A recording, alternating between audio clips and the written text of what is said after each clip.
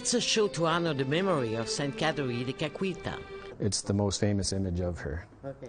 And that's what she looked like.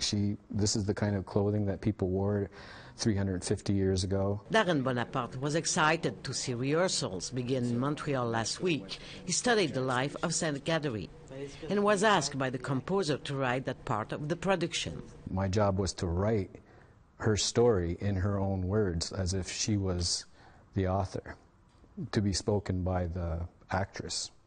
So I was amazed at how easily that came out, because I've studied her life for so long that it was like she sat down next to me and just kind of dictated it to me. Kateri Tekakwitha was canonized in 2012 by Pope Benedict. Hundreds of Mohawk and other indigenous people made the journey to the Vatican to witness the event.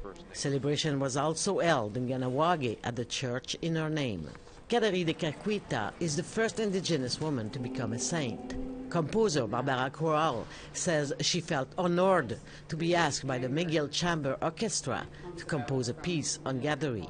After a long period of community consultation and really getting to know the elders personally and singing with the choir and speaking with the priest at Ganawage Church and across communities, Six Nations, Ganawage, Akwesasne, people living in Montreal as well, is to really understand what she means to everyone right now of all backgrounds. Kroll was inspired by the Mohawk language written and spoken in that piece, but also by the landscape Kateri traveled through.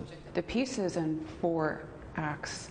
It follows the journey of the different villages, the 4 villages that she traveled. It was a very difficult journey. It was dangerous for a woman at her time. It was incredible what she went through, apart from the illness and losing her family.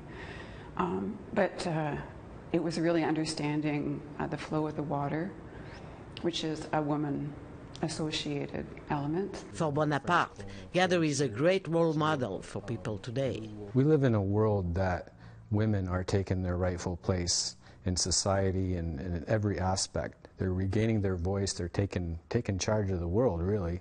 And she was way ahead of that. She was a person of great strength. 2 performances of the show will take place in October in Montreal and in the church of Ganawage, where Kateri's tomb is. Daniel Rochette, APTN National News, Montreal.